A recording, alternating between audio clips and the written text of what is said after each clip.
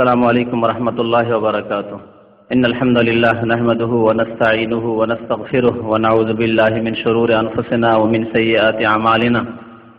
من يهده الله فلا مضل له ومن يضلله فلا هادي له. وأشهد أن لا إله إلا الله وحده لا شريك له وأشهد أن محمدا عبده ورسوله صلى الله تعالى عليه وعلى آله وصحبه وسلم تسليما كثيرا. يا أيها الذين آمنوا اتقوا الله حق تقاته ولا تموتن إلا وأنتم مسلمون. يا أيها الناس اتقوا ربكم الذي خلقكم من نفس واحدة وخلق منها زوجها وبث منهما رجالا كثيرا ونساء واتقوا الله الذي تساءلون به والأرحام إن الله كان عليكم رقيبا. يا أيها الذين آمنوا اتقوا الله وقولوا قولا سديدا يصلح لكم أعمالكم ويغفر لكم ذنوبكم ومن يطع الله ورسوله فقد فاز فوزا عظيما. أما بعد فإن خير الحديث كتاب الله وخير الهدي هدي محمد صلى الله عليه وسلم وشر الأمور محدثاتها وكل محدثة بدعة وكل بدعة ضلالة وكل ضلالة في النار. أعوذ بالله من الشيطان الرجيم. بسم الله الرحمن الرحيم. قل ما كنت بدعا من الرسل وما أدري ما يفعل بي ولا بكم إن أتبع إلا ما يوحى إلي إن أنا إلا نذير مبين. মহান আল্লাহর সমস্ত প্রশংসা, যে আল্লাহ আমাদেরকে সৃষ্টি করেছেন, আমাদেরকে হিদায়াত দান করেছেন, আমাদেরকে মুমিন মুসলিম পরিবারে জন্ম নেওয়ার তৌফিক দান করেছেন।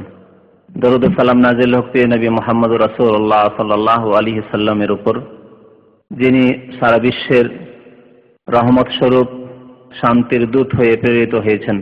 আল্লাহুম্মা সাল্লি আলাইহি আল্লাহুম্মা বারিক আলাইহি, যার মাধ্যমে আল্লাহ রাব্বুল আলামিন বহু মানুষকে, বহু জিনকে সঠিক পথ প্রদর্শন করেছেন। আল্লাহুম্মা সাল্লি আলাইহি আল্লাহুম্মা বারিক আলাইহি। আজকে 13 রবিউল আউয়াল, তবে আমাদের দেশে আজকে 12 রবিউল আউয়ালের ধুমধাম চলছে, কারণ আরব দেশ থেকে একদিন পেছনে আমরা সবসময় থাকি। তো 13 রবিউল আউয়াল, আজকে গত সপ্তাহে মিলাদুন নবী সম্পর্কে আলোচনা মোটামুটি হয়েছে। যেসব ভাইরা উপস্থিত ছিলেন নিশ্চয়ই শুনেছেন, এবং আপনাদের জানতে আর বাকি নেই যে মিলাদ নবী করিম সাল্লাল্লাহু আলাইহি সাল্লামের কয় শত বছর পর শুরু হয়েছে। এর ইতিহাস, এর শরীয়তের বিধান, সুন্নাত না বিদআত, নেকির কাজ না গুনহার কাজ, নবীর পথ, সাহাবায়ে কেরামদের পথ, খোলাফায়ে রাশিদিনদের পথ না এটি গুমরাহদের ভ্রান্তদের পথ, এ সম্পর্কে বিস্তারিত আলোচনা হয়ে গেছে। যদি কোনো ভাই গত সপ্তাহে না এসে থাকেন তাহলে সেই ক্যাসেটটি আছে, 408 নম্বর ক্যাসেট, লাইব্রেরি থেকে সংগ্রহ করতে পারেন। আজকে নিয়ত ছিল অন্য কোনো বিষয়ের উপর আলোচনার, তবে মাগরিবের একটু আগে এক ভাই এসে দেখা করলেন আর বললেন যে আজকে চ্যানেল আই বহু কথাবার্তা বলছে এই মিলাদ সম্পর্কে, এই সম্পর্কে।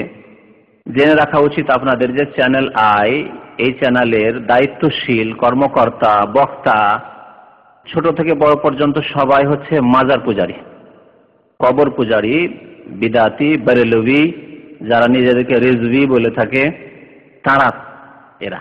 এটি সবসময় আপনাদেরকে জেনে থাকতে হবে।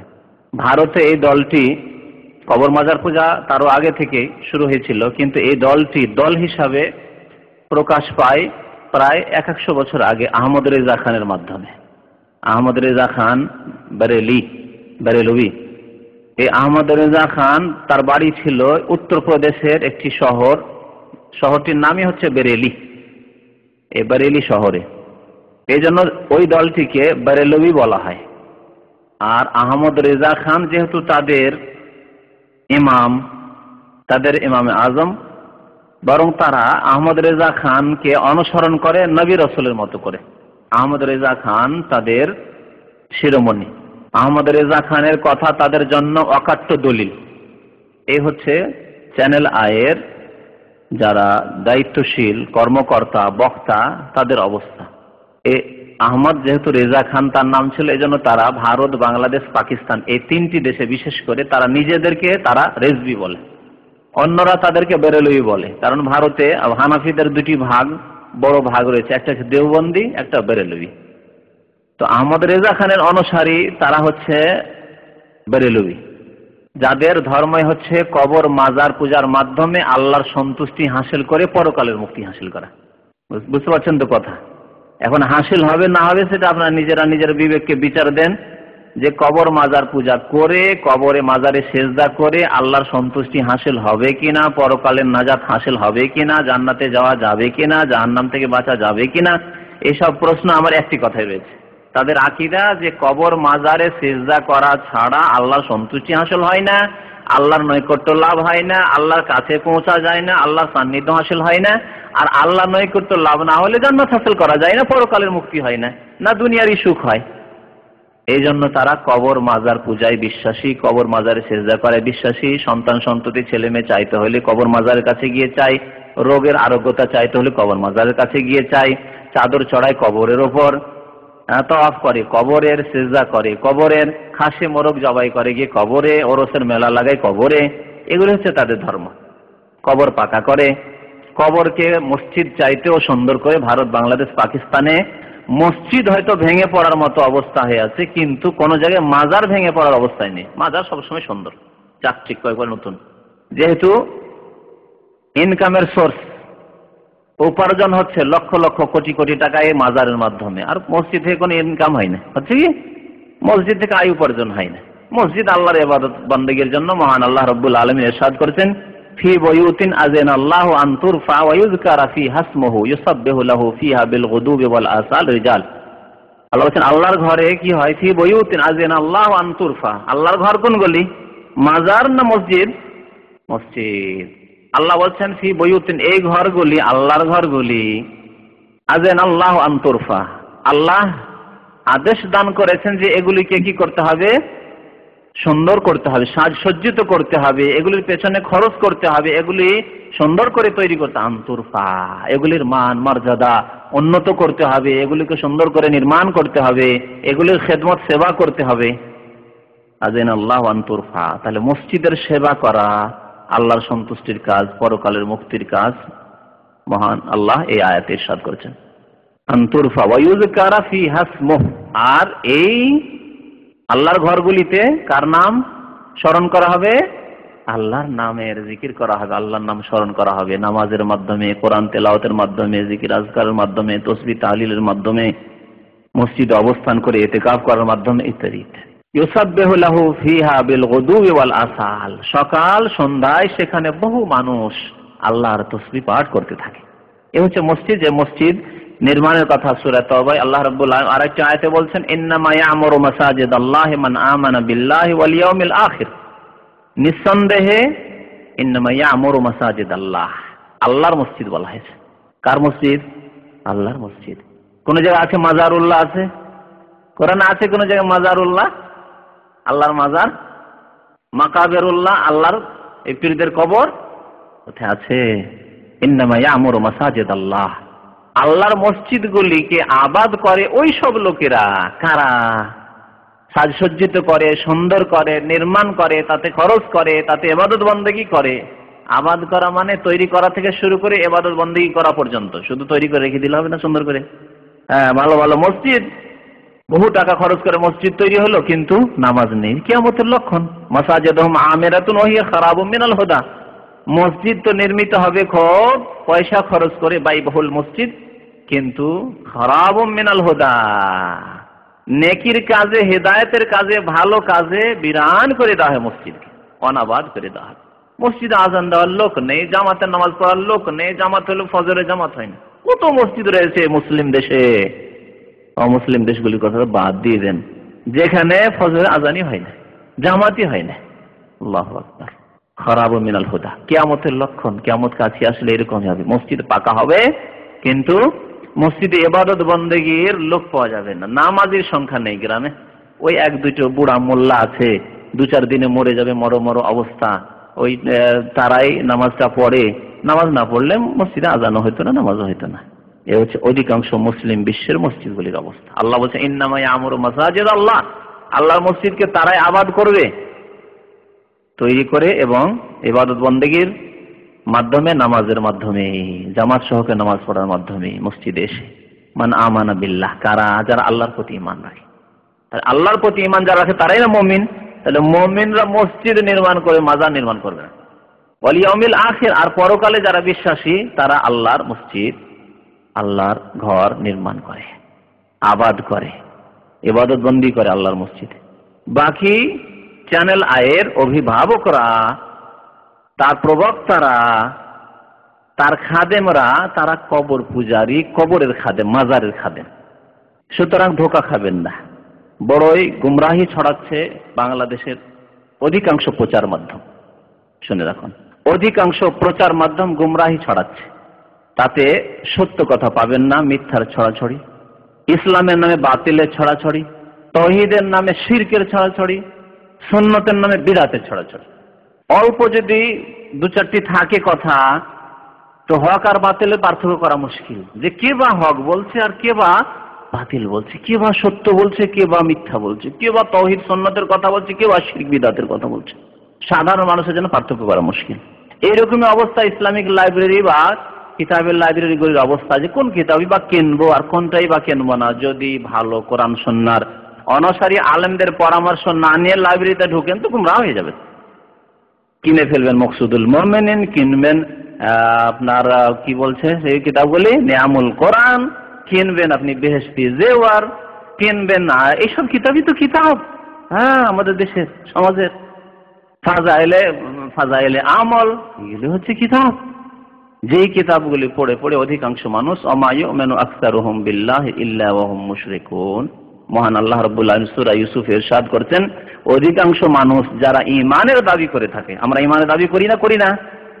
হ্যাঁ, বাংলাদেশে 90% মানুষ ঈমানের দাবি করি, ইসলামের দাবি করি। তো যারা ভারতে মুসলিম রয়েছে, পাকিস্তানে মুসলিম রয়েছে, তারা ঈমানের দাবি করে মুসলিমরা, কিন্তু আল্লাহ বলছেন অধিকাংশ তারা কি মুশরিকুন, তারা অধিকাংশ শিরিক করে থাকে। অধিকাংশ কবর মাজার পূজার মাধ্যমে, পূজার মাধ্যমে আর তাবিজ তুমারের মাধ্যমে শিরিক করে থাকে। ইল্লা ওয়া হুম মুশরিকুন, অধিকাংশ মানুষ শিরিক করে থাকে। শিরক থেকে না বেঁচে থাকলে মুক্তি নেই, কোনো মুক্তি নেই। আল্লাহ রাব্বুল আলামিন মুশরিকদের জন্য জাহান্নাম অবধারিত করেছেন, ফরজ করেছেন, এবং জান্নাতকে হারাম করেছেন। ইন্নাহু মান ইউশরিক বিল্লাহি ফাকাদ হারামাল্লাহু আলাইহিল জান্নাতা ওয়া মাআওয়াহুন নার ওয়া মা লিয-যালিমিনা মিন আনসার। গত সপ্তাহে যে আলোচনা হয়েছে মিলাদের উপর, তার উপর একটি আলোচনা আর প্রয়োজন আছে। কারণ একটি প্রশ্ন এক ভাই করেছেন, কারণ অনেকে আবেগে প্রশ্ন করেন, মিলাদ করতে নিষেধ করে দিল, মিলাদ করা বিদআত হয়ে গেল। অথচ শুরু থেকে শেষ পর্যন্ত তার ইতিহাস বলা শুরু হলো মিশরে। কাদের অনুসরণে? নবীর সাহাবীর, খ্রিস্টানদের অনুসারে। খ্রিস্টানদের অনুসরণে শুরু হলো মিশরে, কিবতি ইজিপ্টে। তাও নবী করিম সাল্লাল্লাহু আলাইহি সাল্লামের ইন্তেকালের প্রায় 350 বছর পরে শুরু করলো কারা? শিয়ারা। তারপরে সুন্নিরা শুরু করলো নবী সাল্লাল্লাহু আলাইহি সাল্লামের 600 বছর পরে ইরাকে বিদআতি যারা। তাহলে নবী সাল্লাল্লাহু আলাইহি সাল্লামের ইন্তেকালের দীর্ঘ 500-600 বছর পর্যন্ত এই মিলাদই ছিল না ইসলাম। তারপরেও মিলাদকে ইসলামে প্রমাণ করে এর দ্বারা মুক্তি হাসিল করার আশা, আর এর পেছনে সারা দেশের মানুষকে লাগিয়ে দেওয়া, কোটি কোটি টাকা তাতে ব্যয় করা। আল্লাহ রাব্বুল আলামিন বলছেন, আমিলাতুন নাসিবা তাসলা নারান হামিয়া। কিছু লোক আছে কঠোর পরিশ্রম করবে, আমেলা তার আমলকারী হবে, নাসিবা এবং অত্যন্ত কষ্ট ক্লেশ করবে, মেহনত করবে, কষ্টের শেষ নেই, সারা দিন ভূতের মতো নারায়ে তাকবীর, আল্লাহু আকবার, নারায়ে রিসালাত। আরো শুনে রাখুন, এই চ্যানেল আয়ের যারা প্রতিনিধি প্রবক্তা, তাদের কাছে নারায়ে তাকবীর শুধু নারায়ে রিসালাত একটি নতুন নারার কথা মনে এলো। বেরেলভীদের ধর্মে আছে নারায়ে তাকবীর মানে আল্লাহু আকবারের সাথে নারায়ে রিসালাত, আর বলবে ইয়া রাসূলুল্লাহ, নারায়ে রিসালাত বলবে, তারপরে বলবে ইয়া রাসূলুল্লাহ। যেসব এলাকায় কবর পূজায় আছে হয়তো আপনারা অনেকেই দেখেছেন বা শুনেছেন। তো এদের কাছে ইয়া রাসূলুল্লাহর নারা আছে, ধ্বনি আছে। কি বলছিলাম? এতদিন ধরে আমেলাতুন নাসিবা, কষ্ট করবে বলছিলাম, আয়াত বলছিলাম কষ্ট করবে, খুব কষ্ট করবে, কষ্ট করে আমল করবে। অনেকে মারা যাবে। পাকিস্তানের খবর শুনলাম যে কত লোক মিলাদ করতে গিয়ে মারাই গেছে। শুনেছেন? দেখেন কোথায় যাবে আল্লাহ ভালো জানে। তারপরে কোথায় যাবে আল্লাহ কোরআনে বলছেন, যদি আল্লাহ রসুল সাল্লাল্লাহু আলাইহি ওয়াসাল্লামের তরিকায় না হয়, ওই 400-500 বছর পরের তরিকা দেওয়া হয়, তাসলা নারান হামিয়া। সূরা গাশিয়া পড়ে দেখুন, আমপারা সূরা অনেকের মুখস্থ আছে। আমল তো করবে, নাসেব আর কঠোর পরিশ্রমও করবে, মেহনতও করবে। আর এই মেহনত যেহেতু নবী করিম সাল্লাল্লাহু আলাইহি ওয়াসাল্লামের তরিকা মোতাবেক নয়, মানুষের তৈরি করা তরিকা 200-500 বছর পর শুরু হয়েছে নবী সাল্লাল্লাহু আলাইহি ওয়াসাল্লামের। তাহলে তাসলা প্রবেশ করবে নারান আগুনে, হামিয়া উত্তপ্ত আগুনে। আল্লাহু আকবার। জাহান্নাম, যে লক্ষ লক্ষ বছর থেকে জাহান্নাম জ্বলতে আছে জাহান্নামের আগুন, সেই আগুনে প্রবেশ করবে। আর বেআমল তো প্রবেশ করবেই। বেআমল যাদের নামাজ নেই, যাদের রোজা নেই, যাদের যাকাত নেই, যাদের হজ নেই, যাদের আমল নেই, যাদের পাপ রয়েছে, জেনা, ব্যভিচার, মদ ইত্যাদি, জুয়া, তারা তো যাবে, তারা বেআমল। আর আমল করে আল্লাহ বলছেন এই শ্রেণীর কথা, তাহলে জাহান্নামে যাবে 2 শ্রেণীর লোক। এক শ্রেণীর লোক যারা বেআমল, আমল করে না, মুসলিম নয়, অথবা মুসলিম হয়েছে জাতিতে শুধু জন্মগত মুসলিম, এই ভাগ্য চক্রে মুসলিম হয়ে গেছে, কিন্তু না নামাজ, না রোজা, না দিনের পাবন্দি, হালাল হারামের কোন রকমের পার্থক্য তার জীবনে নাই, অন্যায়ের তফাৎ। ব্যাস জীবনযাপন করতে হবে, টাকা লাগবে, পয়সা লাগবে, যেখান থেকে আসুক না কেন, নামাজ পড়ে কি বা পাওয়া যাচ্ছে, নামাজ পড়ে না, এই অবস্থা। এরা বেআমল তো জাহান্নামে যাবে, এরা জাহান্নামের ইন্ধন, জাহান্নামের ইন্ধন। দ্বিতীয় শ্রেণীর লোক হচ্ছে যারা আমল করলো কিন্তু রাসূলুল্লাহ সাল্লাল্লাহু আলাইহি ওয়াসাল্লামের তরিকায় আমল করলো না, বিদাতি জাহান্নামে। কুল্লু বিদাতিন দলালা, প্রত্যেক বিদাত হচ্ছে ভ্রষ্টতা, গুমরাহি। ও কুল্লু দলালাতিন, আর প্রত্যেক গুমরাহির পরিণাম হচ্ছে জাহান্নাম। কুল্লু দলালাতিন ফিন্নার, তাহলে জাহান্নামে এই দলটি যাবে। তো গত সপ্তাহে মিলাদের আলোচনা হয়েছে। মিলাদের ক্ষেত্রে একটি কথা আর স্পষ্ট করা প্রয়োজন রয়েছে, তা হচ্ছে আমাদের দেশের মানুষরা মনে করে মিলাদ মানে দুরূদ শরীফ পাঠ করা। মিলাদ মানে কি বুঝে? দুরূদ শরীফ পাঠ করা। আর যখনই কেউ বলবে যে মিলাদ বিদআত, তখন ভেবে নেবে যে তাহলে দুরূদ পাঠ করতে কি করছে? নিষেধ করছে। আর দুরূদ পাঠ করতে নিষেধ করছে, তার মানে এরা হচ্ছে ইসলামের শত্রু, নবীর শত্রু। বুঝতে পেরেছেন কথা? এইরকম গুমরাহি মগজে ঢুকে যাচ্ছে এই একটি ভ্রান্তির কারণে, একটি ভুল ধারণার কারণে, একটি ভাষা না বোঝার কারণে। মিলাদ মানে কিন্তু বুঝিয়েছিলাম, মিলাদ মানে জন্ম সময় পালন, জন্মের সময়।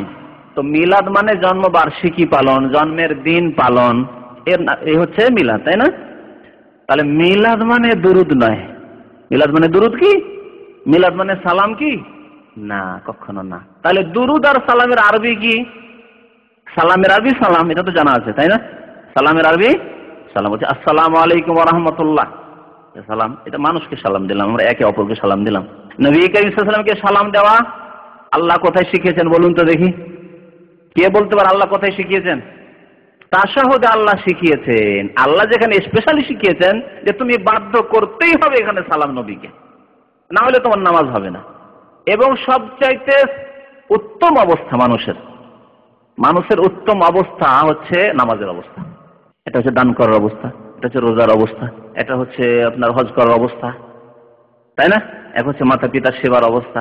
যে কোনো কাজে, ভালো কাজে লেগে রয়েছেন, এটা একটা ভালো অবস্থা। কিন্তু আর একটা হচ্ছে নামাজের অবস্থা। নামাজের অবস্থায় যে মানুষ রয়েছে, এটি হচ্ছে সর্বশ্রেষ্ঠ অবস্থা। এর চাইতে ভালো অবস্থায় মানুষ অবস্থান করতে পারে না। কারণ যদি বলেন কোরআন তেলাওয়াতের অবস্থা সবচেয়ে ভালো অবস্থা, তো নামাজে কোরআন তেলাওয়াত রয়েছে, আছে না? যদি বলেন জিকিরের অবস্থা, তো কোরআন নামাজে জিকির সুবহান রাব্বিয়াল আযীম, সুবহান রাব্বিয়াল আলা, আছে না? যদি বলেন যে দুরুদ সালামের অবস্থা ভালো অবস্থা, নামাজে দুরুদ সালামও রয়েছে। যদি আল্লাহর সামনে দণ্ডায়মান হওয়া, সেজদায় অবনত, সবচাইতে নিকটবর্তী হয় বান্দা আল্লাহর কোন সময়? সেজদায় পড়ে গেলে। এই সেজদা কোথায় রয়েছে? হজে নেই, রোজায় নেই, যাকাতে নেই, মাতা পিতার সেবাই নেই, আছে কোথায়? নামাজে আছে। তার নামাজে সমস্ত ইবাদত মওজুদ রয়েছে। এই জন্য নবী মুহাম্মদ রাসূলুল্লাহ সাল্লাল্লাহু আলাইহি ওয়াসাল্লাম বলেছেন, ইন্নাল মুসাল্লি ইযা সাল্লা, নামাজি যখন নামাজ পড়ে, মুসল্লি যখন নামাজ পড়ে, ইউনাজি রাব্বাহ, তার রবের সাথে চুপি সুরে কথা বলে। আর অন্য কোন সময় বলা হয়নি চুপি সুরে কথা। রোজার অবস্থায় চুপি সুরে কথা বলে না, নামাজের অবস্থায় কার সাথে কথা বলে? কারণ রোজার অবস্থায় মানুষের সাথে কথা বলতে পারবেন, বিবি বাচ্চার সাথে কথা বলতে পারবেন, হজের অবস্থায় কথা বলতে পারছেন, এমনকি তওয়াফের অবস্থায় কথা বলতে পারছেন, হ্যাঁ, দান খায়রাতের অবস্থায় কথা বলতে পারছেন। দুনিয়ার সমস্ত নেকির কাজ ধরে নেন, কোরআন তেলাওয়াতের অবস্থায় একটা আয়াত শেষ হয়ে গেল, আবার কথা বলতে পারবেন, পারবেন না? পারবেন না, আয়াতটা শেষ করে দিয়ে কথা বলতে পারবেন। কিন্তু নামাজের অবস্থায় পারবেন? কখনো না। তাহলে এর চাইতে ভালো অবস্থা আর মানুষের হতে পারে না।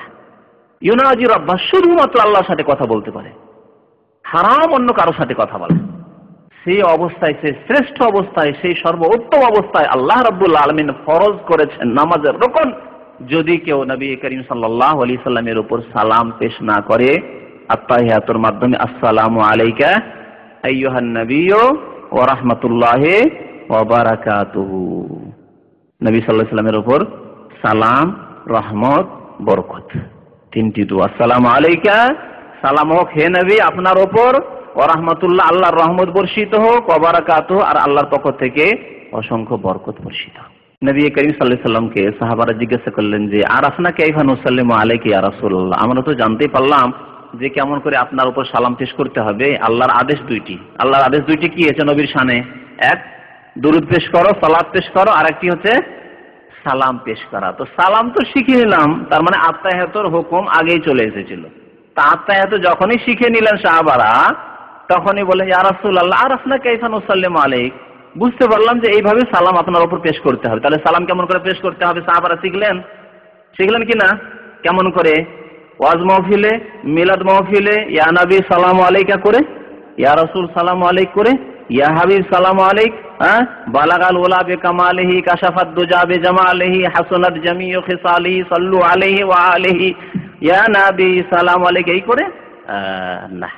সাহাবারা বলছেন, সহিহ বুখারী শরীফের হাদিস, সালাতের অধ্যায়, নামাজের চ্যাপ্টার পড়ুন, জেনে ফেললাম ইয়া রাসূলুল্লাহ যে কেমন করে সালাম পেশ করতে হবে। ফাকাইফা নুসাল্লি আলাইক, তাহলে দ্বিতীয় আদেশ যে আল্লাহর রয়েছে এর বাস্তবায়ন কেমন করে করব, কেমন করে আমরা দুরূদ পেশ করব।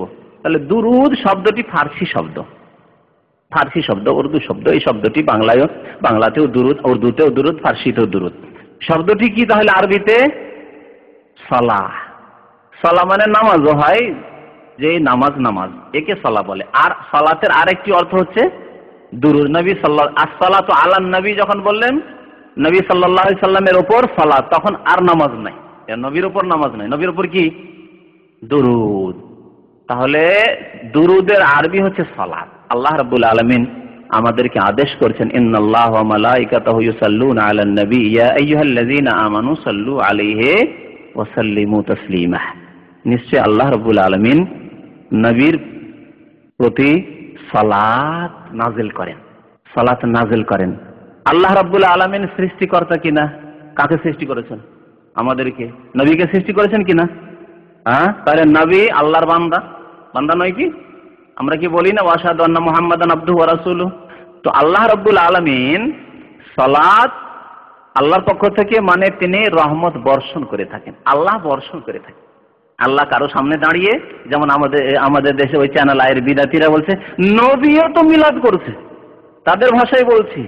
এই গত বছর এক ভাই বলছে যে এই চ্যানেল আয় বলছে যে আল্লাহ মিলাদ করেছেন, ইন্নাল্লাহা ওয়া মালাইকাতাহু ইউসাল্লুন। কেমন বিকৃতি দেখুন, বলছে আল্লাহ তো নবীর মিলাদ করছে আর নবীর ওপর দুরূদ পেশ করছে। তো দুরূদ যিনি পেশ করবেন, যার উপর পেশ করা হচ্ছে, তাহলে তিনি বড় হয়ে যাবেন। তো পেশ করার কথাটি আল্লাহর ক্ষেত্রে বেয়াদবি। সুতরাং এই ক্ষেত্রে বলতে হবে আল্লাহ রাব্বুল আলামিন নবীর প্রতি সালাত কি করেন? নাজিল করেন, বর্ষণ করেন, তার রহমত বর্ষণ করেন।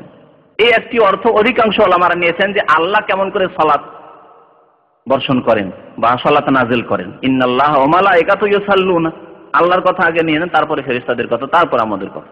তিনটি কথা আছে, আল্লাহর সালাত, ফেরেশতাদের সালাত আর আমাদের সালাত।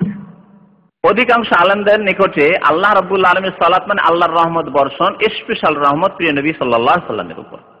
আর কিছু ওলামাগণ যেমন আবুল আলিয়া তাবেঈ তাফসীর করেছেন, সহিহ বুখারীতে রয়েছে, ইমাম বুখারী রাহমাতুল্লাহ আলাইহি কথাটি উল্লেখ করেছেন, হাফিজ ইবনে কাসির তাফসীর ইবনে কাসির উল্লেখ করেছেন যে আল্লাহর পক্ষ থেকে সালাতের উদ্দেশ্য হচ্ছে আল্লাহ রাব্বুল আলামিন তার দরবারে যে মালায়েকা মুকাররাবিন, আল্লাহর নিকটবর্তী ফেরেশতাগণ রয়েছেন, সম্মানিত ফেরেশতাদের মজলিস রয়েছে, মুবারক মজলিস রয়েছে, সেই মজলিসে নবী করিম সাল্লাল্লাহু আলাইহি সাল্লামের সম্পর্কে আলোচনা করেন যে আমার প্রিয় নবী, তার এই মর্যাদা, তার এই মান, তার এই খেদমত, তার দিন সারা বিশ্বে ছড়িয়ে গেছে।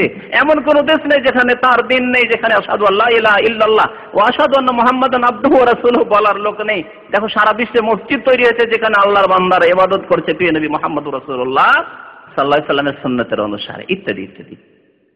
এই একটি অর্থ। তাহলে আল্লাহর পক্ষ থেকে সালাতের একটি নতুন অর্থ যা হয়তো শোনেননি ভাই, তাবেই এই তাফসীর করেছেন। আর তাবেই যদি কোনো তাফসীর করেন নিশ্চয় সাহাবায়ে কেরামের কাছ থেকে শুনেছেন। আর সাহাবা নিজের পক্ষ থেকে নিশ্চয় তাফসীর করেননি, তারা রাসূলুল্লাহ সাল্লাল্লাহু আলাইহি ওয়াসাল্লামের কাছ থেকে এরকম কোনো জ্ঞান অবশ্যই পেয়েছেন। তাহলে এই তাফসীরটি অত্যন্ত সুন্দর তাফসীর, যে আল্লাহর পক্ষ থেকে নবীর প্রতি সালাতের অর্থ হচ্ছে যে আল্লাহর দরবারে সাত আকাশের ওপর প্রিয় নবী সাল্লাল্লাহু আলাইহি সাল্লাম সম্পর্কে ভালো আলোচনা, ভালো আলোচনা। সানাউল্লাহ আলা নবীহি, আল্লাহর প্রশংসা, আল্লাহর গুণগান, আল্লাহ প্রশংসা করেন। আমরা অনেকের প্রশংসা করি, আমরাও যদি একে অপরের প্রশংসা করি, আল্লাহ রাব্বুল আলামিন প্রিয় নবী সাল্লাল্লাহু আলাইহি ওয়াসাল্লামের প্রশংসা করেন। আর ফেরেশতারা ওয়া মালায়েকাতুহু ইউসাল্লুনা আলান নবী, আল্লাহর ফেরেশতাগণ নবীর প্রতি সালাত পেশ করেন। এর অর্থ কি? এর অর্থ ফেরেশতাদের পক্ষ থেকে সালাত মানে নবী করিম সাল্লাল্লাহু আলাইহি সাল্লামের জন্য আল্লাহর কাছে দোয়া করতে থাকে। নবী করিম সাল্লাল্লাহু আলাইহি সাল্লামের জন্য ফেরেশতারা কার কাছে দোয়া করেন? আল্লাহ রাব্বুল আলামিনের কাছে দোয়া করেন। আল্লাহু আকবার। এই হচ্ছে সালাত, ফেরেশতাদের সালাত। তাহলে ফেরেশতারা নবীর জন্য দোয়া করে। ইয়া আইয়ুহাল্লাযীনা আমানু, সুতরাং হে মুমিনগণ, সাল্লু আলাইহি, নবীর প্রতি তোমরা কি করো? সালাত পেশ করো। এখানে বলুন সালাত পেশ করো, কারণ নবী করিম সাল্লাল্লাহু আলাইহি সাল্লামের আমরা ক্ষুদ্র উম্মত। আবু বকরও নবী করিম সাল্লাল্লাহু আলাইহি সাল্লামের উম্মতের এক ব্যক্তি, যদিও এই উম্মতের শ্রেষ্ঠ ব্যক্তি তিনি। সুতরাং উম্মতকে আল্লাহ আদেশ করছেন তোমরা নবী করিম সাল্লাল্লাহু আলাইহি সাল্লামের উপর কি করো? সালাত পেশ করো। সাহাবারা জিজ্ঞাসা করলেন, বুখারীর ওই হাদিসের দিকে আসুন, জিজ্ঞাসা করলেন যে ইয়া রাসূলুল্লাহ, আমরা তো সালাম পড়া জেনে নিলাম যে নবীর প্রতি সালাম কেমন করতে হবে, ফাকাইফা নুসাল্লি আলাইক, তাহলে আপনার উপর সালাত কেমন করে পেশ করব? নবী করিম সাল্লাল্লাহু আলাইহি সাল্লাম শিখিয়ে দিলেন, কুলু, তোমরা বলো, আল্লাহুম্মা সাল্লি আলা মুহাম্মদ ওয়া আলা আলি মুহাম্মদ কামা সাল্লাইতা আলা ইব্রাহিম ওয়া আলা আলি ইব্রাহিম ইন্নাকা হামিদুম মাজিদ, আল্লাহুম্মা বারিক আলা মুহাম্মদ ওয়া আলা আলি মুহাম্মদ কামা বারাকতা আলা ইব্রাহিম ওয়া আলা আলি ইব্রাহিম ইন্নাকা হামিদুম মাজিদ। দুরুদের এই তরিকা, যেটিকে আমাদের দেশের মানুষরা দুরুদ ইব্রাহিমি বলে জানে, কার শেখানো? নবী করিম সাল্লাল্লাহু আলাইহি সাল্লামের শেখানো। আচ্ছা, এই দুরুদগুলি যে পাঠ করা হয়, আগে ওই কথাটি সেরে নি যে মিলাদ আর দুরুদ। তাহলে মিলাদ মানে কি? মিলাদ মানে জন্মবার্ষিকী, জন্মদিন, জন্ম তারিখ পালন, জন্মের সময়। তাহলে এই জন্মবার্ষিকী বা জন্মের দিন পালনকে মিলাদ বলা হয়। আর দুরুদকে কি বলা হয়? সালাত আলান নবী, নবীর প্রতি। নামাজের মাঝে পার্থক্য করার জন্য শুধু সালাত বললে নামাজ, আর সালাত আলান নবী মানে নবী সাল্লাল্লাহু আলাইহি ওয়াসাল্লামের উপর কি? দুরুদ। দুরুদ শরীফ না করিলে কোনো আমলই না পৌঁছাইয়া আকাশ ও জমিনের মাঝে ঝুলন্ত অবস্থায় থাকে। প্রথম কথা, আপনার প্রশ্নে কিছু ভুল আছে। তা হচ্ছে এই যে কোনো আমলের শুরু করার পূর্বে এবং পরে আগেও দুরুদ পড়তে হবে, আবার শেষেও দুরুদ পড়তে হবে, এই রকমের প্রমাণ নেই। যদি থাকতো তাহলে কোনো আমল বলেছেন, নামাজ একটি আমল কিনা, এবং সর্বোত্তম আমল কালেমা লা ইলাহা ইল্লাল্লাহ মুহাম্মাদুর রাসূলুল্লাহ পড়ে আছে না? তো নামাজের শুরুতে কোথায় দুরুদ আছে? শেখেন কিছু। যদি মানে প্রত্যেক আমলের শুরুতে দুরুদ হইতে হবে আর শেষে দুরুদ হইতে হবে, আর না হলে আকাশ আর জমিনের মাঝে ঝুলন্ত থেকে যাবে। তাহলে আপনার নামাজ কবুল হচ্ছে না ঝুলন্ত? আপনার প্রশ্নে আপনি আপনার নামাজের বিচার করেন। বুঝতে পারছেন? রোজা আমল, রোজার শুরুতে আর শেষে কোথায় দুরুদ শরীফ আছে দেখেন দিই। হ্যাঁ, জাকাত আমল কিনা, হজ আমল কিনা, হজের শুরুতে আর শেষে কোথায় দুরুদ আছে দেখুন তো। তাহলে আমাদের দেশের লোকেরা মোটা খায় মোটা বুঝে, আর ভ্রান্ত বিশ্বাসী খুব বেশি। যা কিছু চটি বই লেখা থাকে ওই সবই পড়তে থাকে, আর মোটা বইয়েরও অবস্থা ওই রকমই। চটি বই আর মোটা বই সবের অবস্থা ওই রকম। বিনা দলিলে যা লেখা থাকে কোনো হাওয়ালা নেই, কোন কিতাবে আছে, কিতাবে আছে, বর্ণিত হয়েছে, বাস, এতে বিশ্বাসী। সুতরাং তাহলে এই আকীদা যে কোনো আমলের শুরুতে আর শেষে কি হইতে হবে? দুরুদ হইতে হবে। কথাটি বল না ঠিক? বল না? সবচেয়ে বড় প্রমাণ যে নামাজের শুরুতে দুরুদ নেই। দুরুদ কোথায় আছে? শেষে দুরুদ আছে। আমি পরে বলবো যে দুরুদ হইতে হবে আমলে, কিন্তু শুরুতে আর শেষে না। মানে দুই দিক থেকে বাঁধ দিয়ে ঘেরতে হবে, মাছ ঘেরা করে, বা জাল দিয়ে ঘিরতে হবে, এইরকম না। তবে যদি দোয়া করেন, এখন শুনুন, তবে যদি দোয়া করেন তাহলে আল্লাহ প্রশংসা করবেন। দোয়ার কথা আলাদা। দোয়া করছেন, প্রথম আল্লাহর প্রশংসা করবেন, তারপরে নবী সাল্লাল্লাহু আলাইহি ওয়াসাল্লামের প্রতি দুরূদ পেশ করবেন, আর তারপরে নিজের গরজ আপনি আল্লাহর কাছে, আল্লাহর দরবারে, কারণ আপনার গরজের ওপর নবী করিম সাল্লাল্লাহু আলাইহি ওয়াসাল্লামের দোয়াটিকে প্রেফার করলেন, প্রাধান্য দিলেন, তাই না? আল্লাহর প্রশংসা, তারপরে নবীর প্রতি দুরূদ, তার মানে নবী আল্লাহ তুমি তোমার নবীর ওপর রহমত নাজিল করো, শান্তি বর্ষিত করো। তো নবীর প্রতি দুরূদ আগে পেশ করলেন, নিজের গরজের আগে নবী করিম সাল্লাল্লাহু আলাইহি সাল্লামের প্রতি আল্লাহর পক্ষ থেকে দোয়া চাইলেন যে আল্লাহ তুমি রহম করো আমার নবীর ওপর, আল্লাহ তুমি শান্তি বর্ষিত করো আমার নবীর ওপর। তারপরে নিজের দোয়া করলেন। তারপরে শেষখানে দোয়ার শেষে আবার আপনি নবী করিম সাল্লাল্লাহু আলাইহি সাল্লামের প্রতি দুরূদ পেশ করুন, দিয়ে দোয়া করুন। এটি ভালো কথা, দোয়ার ক্ষেত্রে বলতে পারেন। বাকি যে কোনো আমলের ক্ষেত্রে যে প্রশ্ন করেছেন যে ভাই, কারণ প্রশ্নের শেষ দিক থেকে বোঝা যায় যে প্রশ্ন একটু গরম হয়ে করেছেন উনি। প্রশ্ন গরমে যে মিলাদ করতে নিষেধ করে দিল, তাহলে দুরূদ যে পাঠ করলাম না, তাহলে কি করে আমল কবুল হবে? এমনকি এতে লিখেছে যে তাহলে এই যে বক্তব্য হলো আপনার, এইটাই কেমন করে কবুল হলো? তার প্রশ্ন এটা কিন্তু যে এই যে বক্তব্য হলো আপনার, আর আপনি মিলাদকে আজকে হারাম করে বিদআত করে দিলেন, তাহলে আপনার এই মজলিস নেকির মজলিস কেমন করে কবুল হলো? আমি বলছি সেই ভাইকে এবং আপনাদের সবাইকে বলছি, প্রথম আমার খুতবা শুনেছেন? খুতবা শুনেছেন না শোনেননি?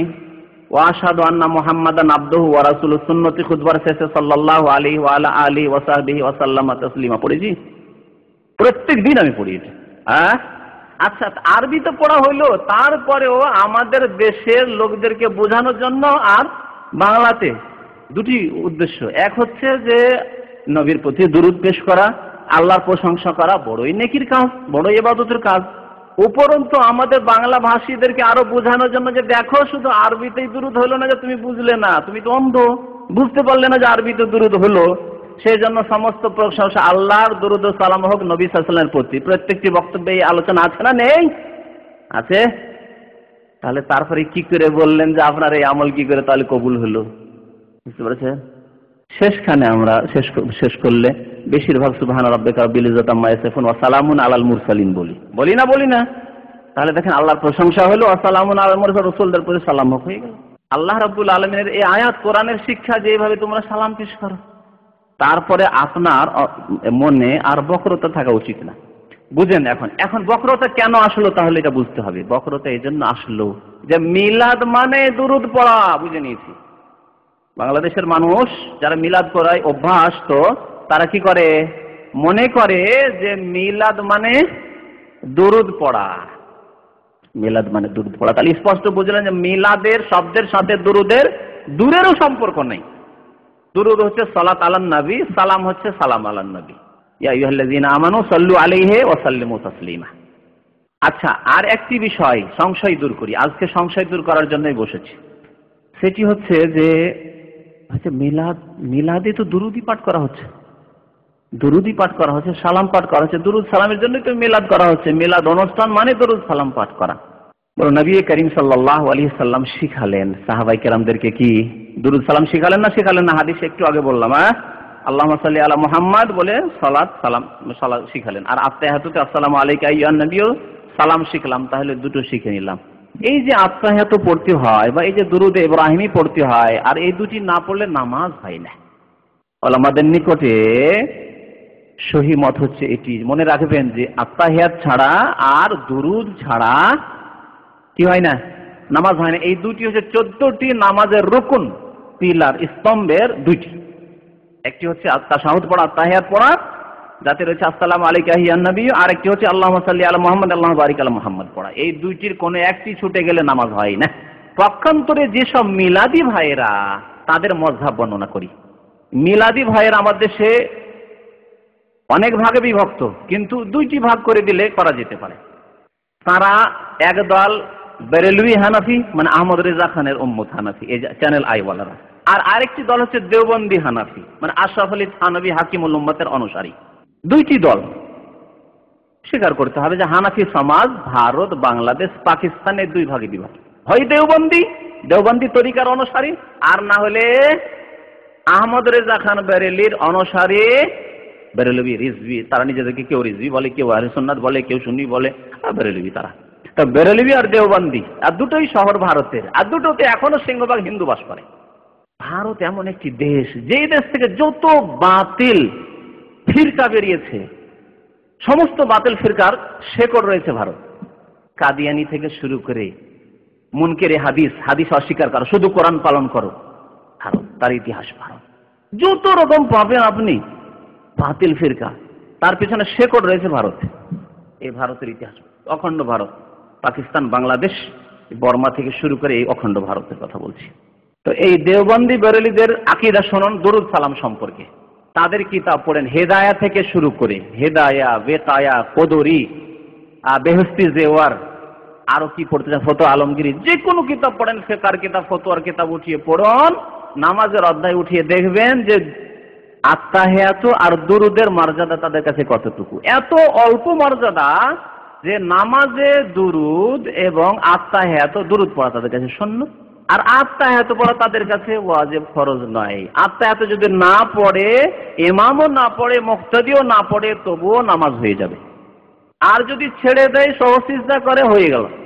তাহলে ফরজ কতটুকু যার দ্বারা নামাজ হবে, হিদায়া থেকে শুরু করে যে কোনো প্রসিদ্ধ ফিকহের কিতাব উঠান, দেওবন্দি আর বেরেলভিদের, তারা লিখেছে মিকদারুত তাশাহুদ, বসতে হবে, আল জুলুস, বসতে হবে, তাশাহুদ পড়ার সময় পরিমাণ, যতক্ষণ আত্তাহিয়াত পড়তে লাগে ততক্ষণ বসলে হবে, আত্তাহিয়াত পড়তে হবে না, শুধু বসে যান। সেজদা থেকে উঠলেন চতুর্থ রাকাতে, বা 2 রাকাত ওয়ালা নামাজ হলে, 3 রাকাত ওয়ালা নামাজ হলে, শেষ রাকাতে সেজদা থেকে উঠলেন, ওঠার পরে তাশাহুদ পড়ার সমান সময়ে বসে যান। আর বসে যাওয়ার পরে ডান দিকে বাম দিকে কিছু করেন, একটা কিছু করেন, বা যে কোনো একটা কাজ করে নামাজ থেকে বেরিয়ে যান, নামাজ হয়ে যাবে। সালাম ফিরাও জরুরি নয়। যদি কেউ অস্বীকার করতে চায়, নিয়ে আসেন। আর বললাম প্রত্যেকটি ফিকহের কিতাব, হানাফি ফিকহের কিতাব পাবেন, দেওবন্দিও হানাফি আর বেরেলভি হানাফি, চ্যানেল আয়ও হানাফি আর অন্য চ্যানেল হানাফি। সবাইকে বলছি তাদের কাছে আত্তাহিয়াত পড়াও জরুরি নয়, আর আল্লাহুম্মা সাল্লি আলা মুহাম্মদ, আল্লাহু বারিক আলা মুহাম্মদও পড়া জরুরি নয়। ভালো করে শুনেন, এই দুইটি ছাড়াই নামাজ হয়। পক্ষান্তরে সৌদি আরবের সমস্ত উলামায়ে কিরাম এবং আমাদের দেশের কোরআন সুন্নাহর অনুসারী উলামায়ে হক, উলামায়ে রাব্বানি, তাদের মতে আত্তাহিয়াত না পড়লে নামাজ হবে না, দরুদ শরীফ না পড়লে নামাজ হবে না। তাহলে দুরুদের গুরুত্ব কাদের কাছে বেশি, চিন্তা করুন। সৌদি আরবের ওলামাদের কাছে, যাদেরকে আমাদের দেশের বিদাতিরা, ভারতের বিদাতিরা ওয়াহাবি বলে, বেরেলভিদের একটি কথা আছে, কথাটি শোনাই, ওয়াহাবি মারদুদ, না ফাতিহা না দুরুদ। তারা বলে যে ওয়াহাবি মারদুদ, বিতাড়িত, তারা না ফাতিহা পড়ে না দুরুদ পড়ে। গত সপ্তাহে খোবারে এক মসজিদে বক্তব্য ছিলাম, বললাম, এই দুটির ব্যাখ্যা করলাম। আর এর আগে মনে হয় এখানেও কখনো করেছি, হয়তো আবার স্মরণ করাচ্ছি আপনাদের, যে যাদেরকে ওয়াহাবি বলে তারা, আর বলে তারা ফাতিহা পড়ে না, দুরুদ পড়ে না, তাদের সম্পর্কে শুনুন। তারা বলে যে ফাতিহা না পড়লে নামাজ হয় না, প্রত্যেক রাকাতে সূরা ফাতিহা পড়তে হবে। আর তারা বলে যে দুরুদ শরীফ না পড়লে নামাজ হয় না, দুরুদ না পড়লে নামাজ হবে না। পক্ষান্তরে বেরেলভি, চ্যানেল আইওয়ালা, দেওবন্দি, তাদের মাসলাক হচ্ছে যে ইমাম ফাতিহা পড়বে, সেটিও ওয়াজিব, না পড়লেও চলে, ফরজ নাই। মাসলা ভালো করে শুনেন। ফাতিহা মুক্তাদির জন্য ফাতিহা পড়া নাজায়েজ, নিষিদ্ধ, গুনহার কাজ। হেদায়া থেকে শুরু করে প্রত্যেকটিকে, বেহেশতে যাওয়ার উঠিয়ে পড়ুন, মকসুদুল মুমিনের উঠিয়ে পড়ুন। আপনি নামাজের যে কোনো এই হানাফি মাযহাবের বই পড়ে উঠিয়ে দেখুন যে মুক্তাদি যদি সূরা ফাতিহা আলহামদুলিল্লাহি রাব্বিল আলামিন পড়ে নেই ইমামের পিছনে, তাহলে সে গুনাহগার। বরং এই ক্ষেত্রে তাদের জাল হাদিস রয়েছে, মান কারা খালফাল ইমামে মুলিয়াফুহু নারা, যে ব্যক্তি ইমামের পিছনে সূরা ফাতিহা পড়বে তার মুখে কিয়ামতে আগুন দেওয়া হবে। নাউযুবিল্লাহ। জাল হাদিস। এই জাল হাদিস সম্পর্কে হানাফিদের বড় বড় দক্ষ ওলামা মুহাদ্দিসিনরা, ইমাম তাহাবির মতো, তার ইমাম জাইলাইর মতো, এরকম বেশ কিছু হানাফি ওলামারা যারা মুহাদ্দিস ছিলেন, তারা বলেছেন যে এই হাদিস মওযু, এই হাদিসের প্রয়োজনই নেই। আমরা বলছি ঠিক আছে মুক্তাদি পড়বে না, কিন্তু এই জাল হাদিস দিয়ে আমরা বলছি, বুঝতে পেরেছেন? তাহলে তাদের নিকটে এই জায়গাগুলি জাল হাদিস। তাহলে বুঝতে পারলেন ফাতিহা কে পড়ে না? আরবের ওলামারা পড়ে না, আরবের জনসাধারণ পড়ে না, না যারা নিজেদেরকে হানাফি বলে তারা পড়ে না। দেখুন, ইমাম পড়া তার জন্য ওয়াজিব। যদি আলহামদুলিল্লাহ না পড়ে, ইমাম যদি হানাফি তরিকায় নামাজ পড়ে, আলহামদুলিল্লাহ না পড়ে, আর 3টি ছোট ছোট আয়াত পড়ে নেই, আর বড় আয়াত হলে একটি যথেষ্ট, 3টি ছোট্ট আয়াত, আর রহমান আল্লামাল কোরআন খালাকাল ইনসান, আল্লাহু আকবার। তাকবীরে তাহরিমা দিয়ে নামাজ শুরু করলেন, আর শুরু করার পরে আলহামদুলিল্লাহ কিচ্ছু নেই, আউযুবিল্লাহ বিসমিল্লাহর কোনো প্রয়োজন নেই। আল্লাহু আকবার, আর রহমান আল্লামাল কোরআন খালাকাল ইনসান, আল্লাহু আকবার, নামাজ হয়ে গেল। আর শেষখানে আত্তাহিয়াত পড়েন না, বসে যান একটু, ব্যাস নামাজ হয়ে গেল। এই নামাজ চ্যানেল আইওয়ালাদের নামাজ, বেরেলিদের নামাজ। যারা বলছে এই দুরুদের কথা বলে মিলাদের বিদআত করে থাকে, আর যারা বলে ওয়াহাবি মারদুদ, না ফাতিহা না দুরুদ, তাহলে দেখলেন ফাতিহার অবস্থা। তাহলে ফাতিহা তাদের কাছে আননেসেসারি, জরুরি নয়। পক্ষান্তরে নবী করিম সাল্লাল্লাহু আলাইহি ওয়াসাল্লাম বলেছেন লা সালাতা লিমান লাম ইয়াকরা বিফাতিহাতিল কিতাব, যে ব্যক্তি সূরা ফাতিহা পড়ে না তার নামাজ হয় না। বুখারী শরীফের হাদিস, মুসলিম শরীফ আছে, আবু দাউদ, তিরমিজি, নাসাই, ইবনে মাজাহ। কোন হাদিসটি খুলবেন আপনি? বলুন জি, কোন হাদিস খুলবেন? খুলুন সিহাহ তার আর খুলে দেখুন যে লা সালাতা লিমান লাম ইয়াকরা বিফাতিহাতিল কিতাব আছে কিনা। সূরা ফাতিহা ছাড়া নামাজ হয় না। আবু হুরায়রা ফতোয়া দিচ্ছেন, আবু হুরায়রা সাহাবী, যার সবচেয়ে বেশি হাদিস মুখস্থ 5274 হাদিস বা 374 হাদিস, তিনি বলছেন ইকরা বিহা ফি নাফসিকা, মনে মনে পড়ে না, ইমামের পিছনে হইলো মনে মনে পড়ে না। তাহলে ফাতিহা কারা পড়ে না, কারা মারদুদ হলো বলুন তো দেখি? যারা বলছে তারাই মারদুদ, তাই না? যারা বলছে তারাই মারদুদ হয়ে গেল। আচ্ছা, দুরুদের কথা তো শুনতে পেলেন, তাদের কাছে দুরুদ জরুরি, পক্ষান্তরে আমাদের কাছে সৌদি আরবের ওলামায়ে কেরামদের কাছে, আরব ওলামাদের কাছে নিকটে দুরুদ পড়া জরুরি। দুরুদের ছাড়া নামাজি হবে না। দুরুদ হচ্ছে রক্ষণ। আত্মাহ ছাড়া নামাজ হবে না, যাতে রয়েছে সালাম। তাহলে ভালো করে বুঝতে পারলেন যে কি অবস্থা, কি প্রতারণা হচ্ছে জনসাধারণের সাথে, কি ধোঁকাবাজি হচ্ছে জনসাধারণের সাথে, যে দুরুদের ওসিলা দিয়ে এরা দুরুদ পড়ে না, এরা মিলাদ করে না, দুরুদ পড়ে না, মিলাদ করে না, দুরুদ পড়ে না। আরো শুনুন, একটু কথা আরো বাকি আছে। আল্লাহ রাব্বুল আলামিন রাসূলুল্লাহ সাল্লাল্লাহু আলাইহি সাল্লাম দ্বারা আমাদেরকে দুরুদ পড়া শিখালেন, সালাম শিখালেন। শিখালেন না শিখালেন না? কোথায় শিখালেন? নামাজের মধ্যে, তাই না? আত্তাহিয়াতু এবং আল্লাহুম্মা সাল্লি আলা আল্লাহুম্মা বারিক আলার মাধ্যমে। আচ্ছা, এটি সম্মিলিত পড়া হয় না একা একা পড়া হয়? এখন আপনাদেরকে ফতোয়া জিজ্ঞেস, আপনি একেবারে সাধারণ মানুষ, সাধারণভাবে ফতোয়া দিতে পারবেন। যে আপনাকে জিজ্ঞেস করছি, কেউ যদি সম্মিলিত আত্তাহিয়াতু পড়ে, মসজিদে জামাত হচ্ছে, একটা নতুন মসজিদে গেলেন, আর সেই মসজিদে গিয়ে দেখলেন সম্মিলিত আত্তাহিয়াতু, আত্তাহিয়াতু লিল্লাহি ওয়াস সালাওয়াতু ওয়াত তাইয়্যিবাতু আসসালামু আলাইকা আইয়ুহান নবী ওয়া রাহমাতুল্লাহি ওয়া বারাকাতুহু, আর সবাই এই মুক্তাদিরা সবাই একসাথে এক আওয়াজে পড়ছে। আপনি কি মনে করবেন এই নামাজকে? সুন্নতি নামাজ না বিদআতি নামাজ? বিচার করুন, বিবেককে উন্মুক্ত করুন, বিচার করুন। যেখানে নামাজের মধ্যে আল্লাহ সালাম পড়া নবীর ওপর শিখালেন, কোন মসজিদে গিয়ে যদি দেখুন, দেশে হোক আর এখানে হোক, কোন জায়গায় যদি আপনি দেখেন যে সম্মিলিত আসসালামু আলাইকা আইয়ুহান নবী ওয়া রাহমাতুল্লাহি ওয়া বারাকাতুহু পড়ছে, তো বলবেন বিদআতি, এদের পিছনে নামাজ পড়া যাবে না। ফতোয়া দিয়ে দিবেন আপনি, একজন সাধারণ মানুষ। দিতে পারবেন না? পারবেন না, যেহেতু বুঝতে পারছেন যে এই জীবনে দেখিনি, এটা নতুন, নতুন মানে বিদআত আপনার নিকটে। আচ্ছা, আল্লাহুম্মা সাল্লি আলা মুহাম্মদ যদি সম্মিলিত পড়ে, ইমাম সাহেব পড়ছে উচ্চ স্বরে, মনে মনে পড়তে হবে। কি সুন্নত? কি মনে মনে না উচ্চ স্বরে?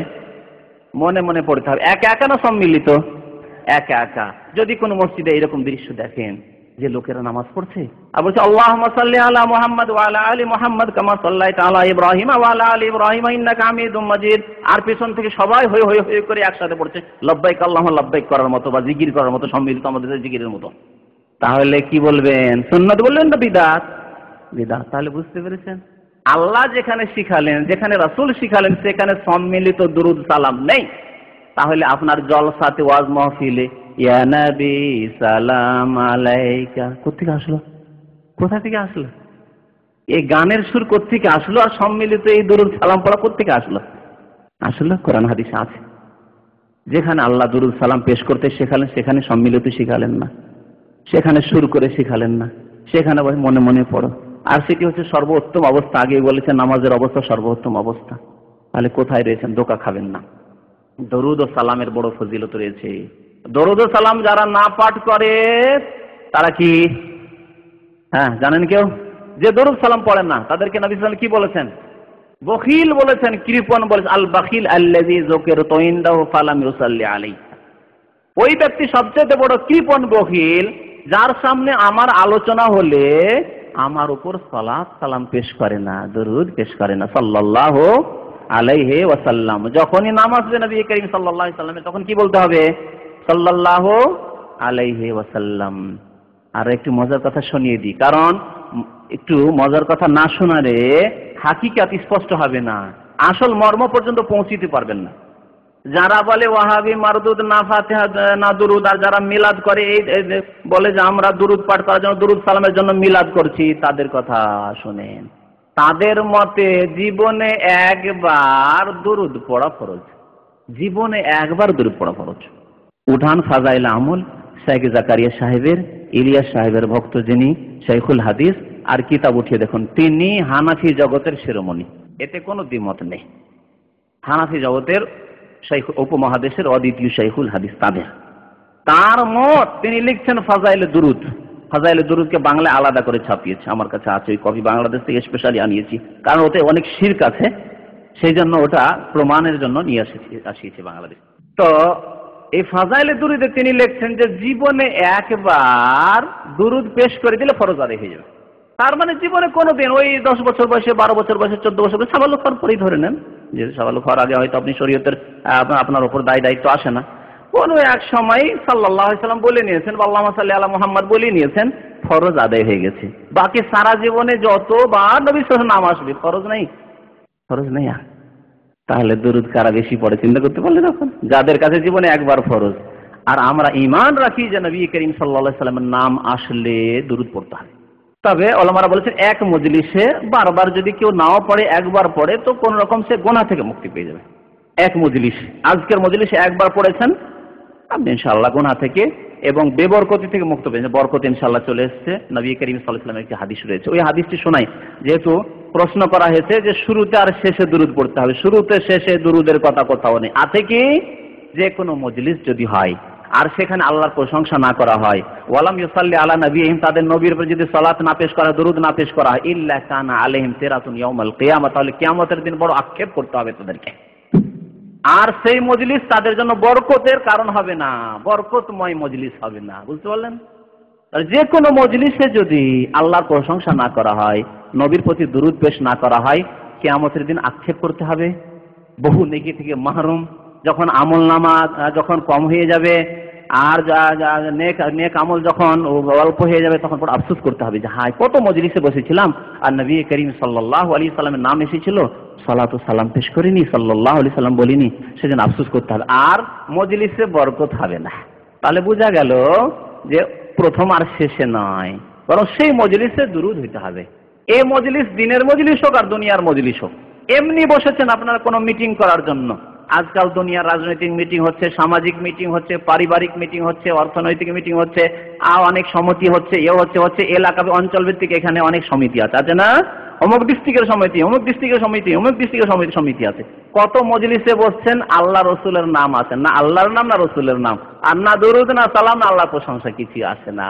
তাহলে এই মজলিসগুলি আপনাদের অর্থনৈতিক মজলিস, টাকা পয়সার আলোচনা, আমরা ব্যবসা করবো, শেয়ার করবো, এই করবো সেই করবো, বরকতময় হবে না, ভালো করে জানেন। শুধু এই দিনের কথা আলোচনা, মিলাদের নাম দিয়ে মজলিস করে শুধু দুরুদ পড়তে থাকবেন আর বিদাতি তরিকায় সম্মিলিত না, মোটেই না। যে কোনো মজলিসে আল্লাহর প্রশংসা হইতে হবে আর নবী করিম সাল্লাল্লাহু আলাইহি সাল্লামের প্রতি সালাতু সালাম হইতে হবে। শুরু করার সময় করেন, মধ্যখানে করেন, শেষখানে করেন, কিন্তু সাধারণত শুরু করার সময় আল্লাহর প্রশংসা করতে হয়, আল্লাহর প্রশংসার পরে দুরুদ। বাকি যে কোনো আমলে নয়। নামাজে দেখুন, নামাজে প্রথমখানে দরুদ শেখানো হয়নি, শেষখানে দরুদ এবং সালাম শেখানো হয়েছে। তো আমাদের এই ভাই এই মিলাদের গত সপ্তাহে বক্তব্য শোনার পরে এই দুরুদ নিয়ে খুব আবেগের সাথে উনি প্রশ্ন করেছেন। তাহলে হুজুরের প্রতি দুরুদ পড়ার আদেশ আমাদের এই মজলিসের যিনি আলোচনা করেন ও যিনারা আলোচনা শোনেন সকলের জন্য কিনা? বুঝতে পারছেন কথা? মানে এই যে আলোচনা হলো, আপনারা শুনলেন আর আমি করলাম, তো এই মজলিসে দুরুদ করতে হবে কিনা? কতবার নবী করিম সাল্লাল্লাহু আলাইহি সাল্লামের নাম আসছে, আর সাথে সাথে মুহাদ্দিসিনে কেরামদের তরিকা হচ্ছে আল্লাহ রাসূলের নাম আসলে সাল্লাল্লাহু আলাইহি ওয়াসাল্লাম, এই হচ্ছে সালাত এবং সালাম। আর আপনার সেই বিদাতি সালাত সালাম রিজেক্টেড হয়ে যাবে। নবী মুহাম্মদ সাল্লাল্লাহু আলাইহি সাল্লাম বলেছেন, সহিহ মুসলিম শরীফের হাদিস, মান আমিলা আমালান, কেউ যদি কোনো আমল করে, লাইসা আলাইহি আমরুনা, কিন্তু আমার আদেশ অনুযায়ী না, আমার তরিকা মোতাবেক না। আগে বলেছে নবী সাল্লাল্লাহু আলাইহি ওয়াসাল্লামের তরিকা সম্মিলিত দুরূদ পড়া কি, সম্মিলিত সালাম পেশ করা কি? যদি হতো তাহলে নামাজ আল্লাহ ওইভাবে শিখাতেন না, নামাজ ওইভাবে শেখাননি।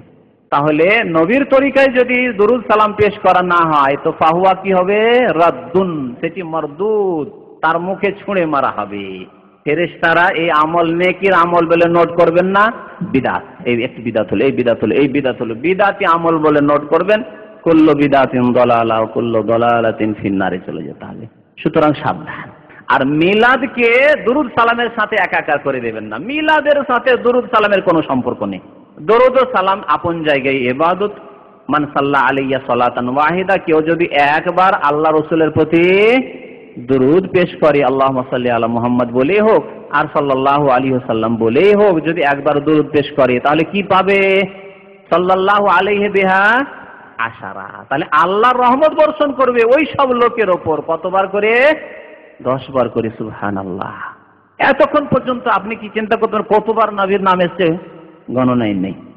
আল্লাহুম্মা লাকাল হামদ। যারা আল্লাহর কথা বলে, রাসূলের কথা বলে সাল্লাল্লাহু আলাইহি ওয়াসাল্লাম, সাথে সাথে আল্লাহ রাসূলের নাম। এই জন্য ওলামারা বলেছেন সবচাইতে বেশি দুরুদ পেশ করেছেন মুহাদ্দিসিনে কিরাম। কারণ প্রত্যেকটি হাদিসের সাথে কালা রাসূলুল্লাহ সাল্লাল্লাহু আলাইহি ওয়াসাল্লাম, কালা রাসূলুল্লাহ সাল্লাল্লাহু আলাইহি ওয়াসাল্লাম, কালা রাসূলুল্লাহ সাল্লাল্লাহু আলাইহি ওয়াসাল্লাম। ফুকাহারা তো করেননি, ফিকহের কিতাব লিখেছেন, মাসলা লিখে যাচ্ছেন। হাদিস তারা অনেক সময় নিয়ে আসেন না, এমনিতে নিজের পক্ষ থেকে মাসলা লিখে যাচ্ছেন। হয়তো হাদিসের আলোকে লিখছেন, অনেকগুলি হয়তো দুর্বল হাদিসের ভিত্তিতে, অনেকগুলি এমনি ইজতিহাদি ফতোয়া, কিয়াসি ফতোয়া লিখে দিচ্ছেন। কিন্তু তাদের এত দুরুদ সালাম নেই যত দুরুদ সালাম মুহাদ্দিসিনে কেরামের আমলনামায় আছে। ঠিক কিনা? হাদিসের কিতাব খুলুন, বাংলায় অনুবাদ হয়েছে, আর দেখুন প্রত্যেকটি হাদিসে কালা রাসূলুল্লাহ সাল্লাল্লাহু আলাইহি ওয়াসাল্লাম। তাহলে যেসব বক্তারা এখানে হোক আর বাংলাদেশে হোক আর সারা পৃথিবীর যে কোনো জায়গায় হোক না কেন, যেসব বক্তারা আল্লাহ এবং রসুলের কথা বলে বক্তব্য করেন যে আল্লাহ বলেছেন, রসুল বলেছেন, তারা অটোমেটিক নবী করিম সাল্লাল্লাহু আলাইহি ওয়াসাল্লামের উপর সালাত সালাম পেশ করে। কারণ কালা রাসূলুল্লাহ সাল্লাল্লাহু আলাইহি ওয়াসাল্লাম, কালা রাসূলুল্লাহ সাল্লাল্লাহু আলাইহি ওয়াসাল্লাম, আল্লাহ রসুল সাল্লাল্লাহু আলাইহি ওয়াসাল্লাম বলেছেন, স্বাভাবিক কথা। কিন্তু যারা শুধু ওয়াজ মাহফিলে বক্তব্য করেই যাচ্ছে, সারা দুনিয়া সব কথাই বলছে কোরআন এবং হাদিস ছাড়া, আর কিছু দুই একটি কোরআন আয়াত বললে হাদিস কোনো সময় আলোচনা নেই। তাদের আলোচনায় 2 ঘন্টা 3 ঘন্টা আলোচনা হলো, হয়তো একটি দুটি হাদিসও আসেনি। তাহলে কবার আর দরুদ পাঠ করলো বলুন তো দেখি? একটু চিন্তা করতে শিখুন। সুতরাং ধোঁকা খাবেন না, মিলাদের সাথে দরুদের কোনো সম্পর্ক নেই। মিলাদ হচ্ছে আপন জায়গায় বিদআত, যা নবী সাল্লাল্লাহু আলাইহি সাল্লামের কয়েকশো বছর পর শুরু হয়েছে। আর দরুদ এবং সালাম পেশ করা আপন জায়গায় ইবাদত, এবং নবী করিম সাল্লাল্লাহু আলাইহি সাল্লামের একটি হক উম্মতের ওপর, আমাদের উপর এই হক রয়েছে যা নবী করিম সাল্লাল্লাহু আলাইহি সাল্লামের উপর আমরা পেশ করব। এবং সর্বোত্তম অবস্থা এর জন্য হচ্ছে নামাজের মধ্যে, আর নামাজের বাইরে যখনই নবী করিম সাল্লাল্লাহু আলাইহি সাল্লামের নাম আসবে তখনই কি বলবো? সাল্লাল্লাহু আলাইহি ওয়াসাল্লাম। প্রশ্নের জবাব দিচ্ছি। বিশেষ করে মিলাদ সম্পর্কে যদি কোনো সংশয় থাকে, কেন অনেক ভাই বিকেলবেলা আমাকে এসে বলছেন যে চ্যানেল আই বলছে সেই বলছে, যদি আপনাদের প্রশ্ন থাকে তাদের প্রশ্নগুলি, সংশয়গুলি তুলে ধরুন, ইনশাআল্লাহ তাআলা আল্লাহ যতটুকু তৌফিক দেবে ইনশাআল্লাহ জবাব দেবো, যাতে করে এই গুমরাহরা গুমরাহ না করতে পারে। দাল তারা হতে পারে কিন্তু মজিল না হতে পারে আপনাদের জন্য। গুমরাহ দুই প্রকার। এক গুমরাহ হচ্ছে যে নিজেরা শুধু গুমরাহ, আর আরেক গুমরাহ হচ্ছে ডবল গুমরাহ, নিজেও গুমরাহ আর অন্যদেরকেও গুমরাহ করে। তো তারা গুমরাহ হয়ে থাক, আল্লাহ যদি তাদের নসিবে বদনসিব করে থাকে, তাদেরকে এই নসিব গুমরাহি লিখে থাকে, বিদআত লিখে থাকে। কিন্তু আপনাদেরকে যাতে করে গুমরাহ না করতে পারে, তারা মজিল আপনাদের জন্য না হতে পারে। তারা তো এই চেষ্টা করছে যে মজিল তারা ইত্তাখাযান নাস রউসান জুহালা ফাআফতাবিগুর ফাদাল্লু ওয়া আদাল্লু, নিজেরাও গুমরাহ আর অন্যকেও গুমরাহ করবে। এই হচ্ছে প্রচার মাধ্যম, যে চ্যানেল আয়ের কথা বারবার করে বলছি, কারণ উম্মতকে সতর্ক করা জরুরি, যাতে করে কাল কিয়ামতে আল্লাহর দরবারে ধরা খেলে বলতে না পারেন যে আমরা সৌদি আরবে থেকেছি, কেউ সতর্ক করে না। আমরা তো সেই চ্যানেল থেকে দিন শিখতাম, আর সেখান থেকে শিখেছিলাম যে নবী হাজির নাজির, নবী আলেমুল গায়েব, নবী চলে এসেছেন এখন মিলাদ মাহফিলে, সুতরাং দাঁড়িয়ে যান, কিয়াম করেন, হুজুর চলে এসেছেন, খালি কুরসিয়াটি রাখা আছে। খবরদার। গত সপ্তাহে বলেছিলাম কি কিয়াম করার কথা? মিলাদি দুই প্রকার, দাঁড়িয়ে কিয়াম করে, কেউ বসে কিয়াম করে। যারা দাঁড়িয়ে কিয়াম করে তাদের বদ আকীদা শুনুন, শিরকি আকীদা। তাদের কথা হলো যে নবী করিম সাল্লাল্লাহু আলাইহি ওয়াসাল্লাম উপস্থিত হয়ে যান মিলাদ মাহফিলে বা ওয়াজ মাহফিলে। অনেক মিলাদ মাহফিলে একটি খালি কুরসি রাখা হয় সাজিয়ে, যে নবী এসে বসবেন। সম্ভ্রান্ত ব্যক্তি শেষ দিকে আসেন না প্রথম দিকে চলে আসবেন। যারা সম্ভ্রান্ত ব্যক্তি হবেন, আর সময় তাদের কাছে রয়েছে। অনেক ভাইরা হয়তো সম্ভ্রান্ত পিছনে বসেন, মনে কিছু নেবেন না কিন্তু, কারণ আপনার হয়তো কাজে ব্যস্ততা বা কিছু, অনেকের পার্কিং এর সমস্যা এখানে। কিন্তু একজন মজলিসের যদি সম্ভ্রান্ত ব্যক্তি হন এবং মজলিসের বিশেষ বক্তা যদি হন, মিলাদ মাহফিলে এসে নবী সাল্লাল্লাহু আলাইহি ওয়াসাল্লামের সামনে আর কি কোনো বক্তা হতে পারে নাকি? যদি নবী হাজিরই হন তো নবী বক্তব্য করবেন, আর কার বক্তব্য আছে ওখানে? আল্লাহু আকবার। যেখানে আল্লাহ বলেছেন লা তারফাউ আসওয়াতাকুম ফাওকা সাওতিন নবী, নবী চলে নবীর আওয়াজকে তোমার আওয়াজ উঁচা করিও না। যদি নবী এখানে উপস্থিত হন তো আমার জন্য হারাম এরকম চিৎকার করে বক্তব্য করা। কোরআন আল্লাহ রাব্বুল আলামিন কোরআনে বলছেন লা তারফাউ আসওয়াতাকুম, তোমাদের আওয়াজ উঁচা করবে না ফাওকা সাওতিন নবী, নবীর আওয়াজের উপর।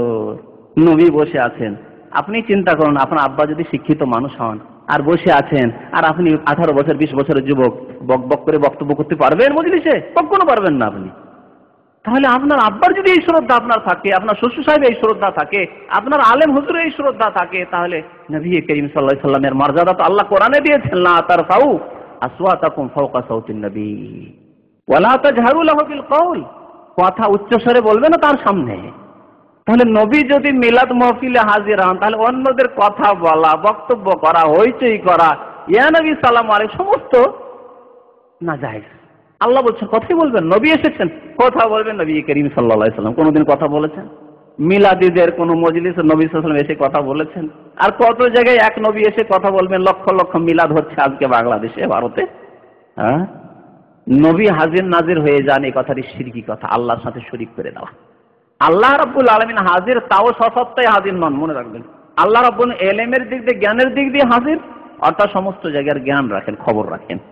আর সমস্ত জায়গাকে নাজির মানে প্রত্যক্ষ করা, নজর রাখেন তিনি।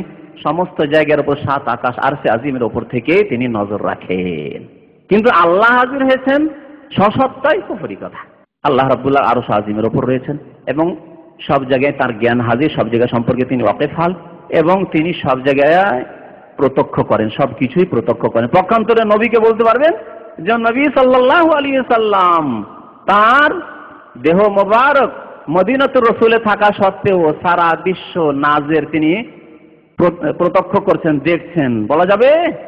শিরক নয় কি আল্লাহর মতো?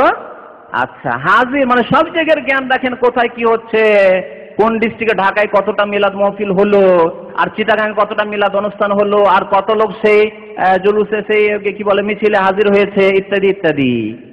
এসব যদি নবী জানেন বলেন, তাহলে আপনি মুসলমান থাকবেন না মুশরিক হয়ে যাবেন? আল্লাহর সাথে শরীক করে দিলেন। কোথায় কত লোক রয়েছে, কোথায় মিছিলে কত লোক মরলো, কত লোক হাজির হলো, কত লোক কি হলো, এগুলি খবর আল্লাহর কাছে আছে, নবীর কাছে নেই সাল্লাল্লাহু আলাইহি ওয়াসাল্লাম। তাহলে হাজির নাজির বলা বা নবী হাজির হয়ে গেছেন মিলাদ মাহফিলে, শিরকি আকীদা, শিরকি। আর প্রত্যেক গুমরাহির পরিণাম হচ্ছে জাহান্নাম। আল্লাহ রাব্বুল আলামিন আমাদেরকে কোরআন সুন্নাহ বোঝার এবং তার মোতাবেক চলার তৌফিক দান করেন। নবী করিম সাল্লাল্লাহু আলাইহি সাল্লামের আদর্শ সম্পর্কে সঠিক জ্ঞান হাসিল করার এবং তার মোতাবেক জীবন গড়ার জন্য তৌফিক দান করেন। সুন্নাতের অনুসরণের তৌফিক দান করেন। বিদআত থেকে বেঁচে থাকার তৌফিক দান করেন। নবী করিম সাল্লাল্লাহু আলাইহি সাল্লামের ভালোবাসার প্রমাণ আকীদা, আমলে, কাজে, কর্মে আমাদেরকে দেওয়ার তৌফিক যেন দান করেন। ওয়া সাল্লাল্লাহু আলা নবিয়িনা মুহাম্মদ ওয়া আলা আলিহি ওয়া সাহবিহি আজমাইন।